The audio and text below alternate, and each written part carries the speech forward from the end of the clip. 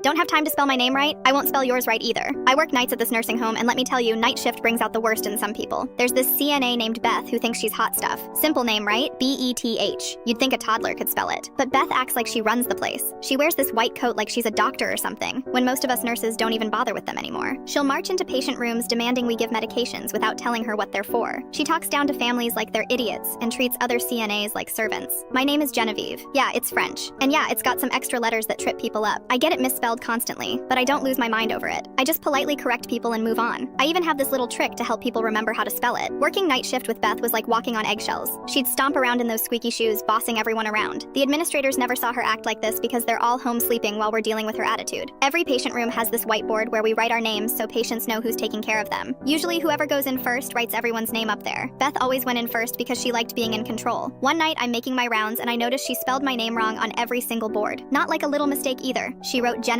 which isn't even close. I figured it was just an honest mistake, so I fixed them as I went. Later, I found her in the break room eating someone's leftover pizza from the fridge. Hey Beth, I noticed you spelled my name wrong on the boards. No big deal, I fixed them. But for next time, it's Genevieve.